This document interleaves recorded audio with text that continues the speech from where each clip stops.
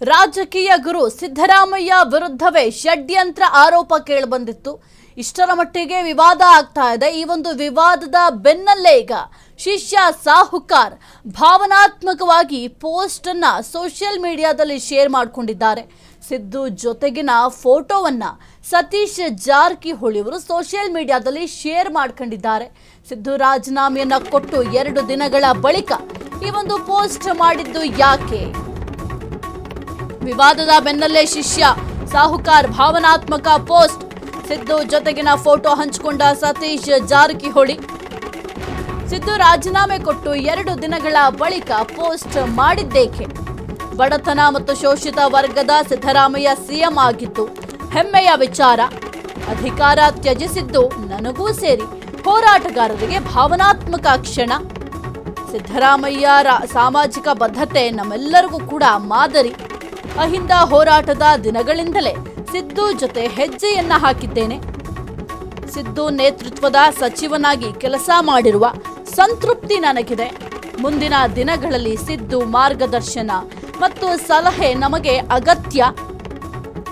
ಸಾಮಾಜಿಕ ಜಾಲತಾಣಗಳಲ್ಲಿ ಪೋಸ್ಟ್ನ ಹಂಚಿಕೊಂಡಿದ್ದಾರೆ ಸತೀಶ್ ಜಾರಕಿಹೊಳಿ ಅವರು. ಇನ್ನು ರಾಜಕೀಯ ಗುರು ಅಂತ ಈಗ ಆಲ್ರೆಡಿ ಸಿದ್ದರಾಮಯ್ಯ ಅವರನ್ನ ಸತೀಶ್ ಜಾರಕಿಹೊಳಿ ಅವರು ಸ್ವೀಕಾರ ಮಾಡ್ಕೊಂಡಿದ್ದಾರೆ. ಇದರ ಬೆನ್ನಲ್ಲೇ ಸಿದ್ದರಾಮಯ್ಯ ವಿರುದ್ಧವೇ ಷಡ್ಯಂತ್ರ ಆರೋಪ ಕೂಡ ಕೇಳ ಬರ್ತಾ ಇತ್ತು. ಈ ಒಂದು ವಿವಾದ ಈಗ ಸದ್ಯಕ್ಕೆ ನಡೀತಾ ಇರೋದ್ರ ಬೆನ್ನಲ್ಲೇ ಈಗ ಸದ್ಯಕ್ಕೆ ಸಾಹುಕಾರ್ ಭಾವನಾತ್ಮಕವಾಗಿ ಒಂದು ಪೋಸ್ಟ್ ಕೂಡ ಮಾಡಿದ್ದಾರೆ. ಆ ಒಂದು ಪೋಸ್ಟ್ ಅನ್ನು ಕೂಡ ಗಮನಿಸ್ತಾ ಇದ್ದೀರಾ. ಸಿದ್ದು ಜೊತೆಗಿನ ಫೋಟೋ ಕೂಡ ಶೇರ್ ಮಾಡ್ಕೊಂಡಿದ್ದಾರೆ.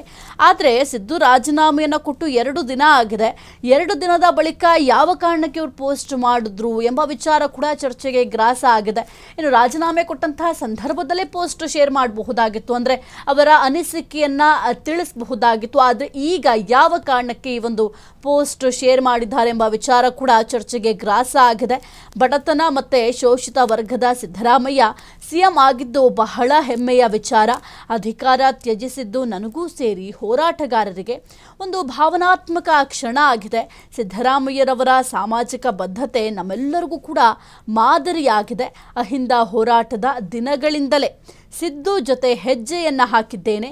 ಸಿದ್ದು ನೇತೃತ್ವದಲ್ಲಿ ಸಚಿವನಾಗಿ ಕೆಲಸ ಮಾಡಿರುವ ಸಂತೃಪ್ತಿ ನನಗಿದೆ.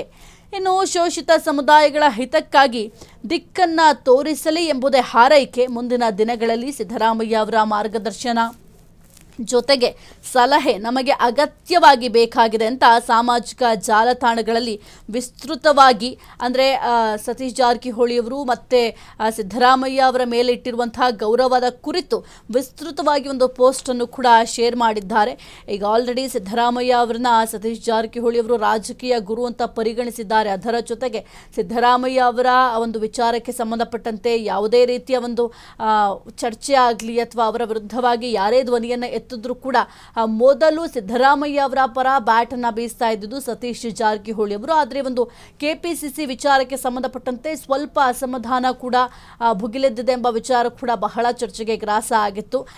ಸಾಕಷ್ಟು ವಿವಾದ ಆಗಿದೆ. ರಾಜಕೀಯ ಗುರು ಸಿದ್ದರಾಮಯ್ಯ ಅವರ ವಿರುದ್ಧ ಷಡ್ಯಂತ್ರ ಆರೋಪ ಕೂಡ ಕೇಳಬಂದಿತ್ತು. ಈ ಒಂದು ವಿವಾದದ ಬೆನ್ನಲ್ಲೇ ಈಗ ಸತೀಶ್ ಜಾರಕಿಹೊಳಿ ಅವರು ಈ ಒಂದು ಭಾವನಾತ್ಮಕ ಪೋಸ್ಟ್ ಅನ್ನ ಶೇರ್ ಮಾಡಿದ್ದಾರೆ. ಅದು ಕೂಡ ವಿಸ್ತೃತವಾಗಿ ಸೋಷಿಯಲ್ ಮೀಡಿಯಾದಲ್ಲಿ ಬರ್ಕೊಂಡಿದ್ದಾರೆ.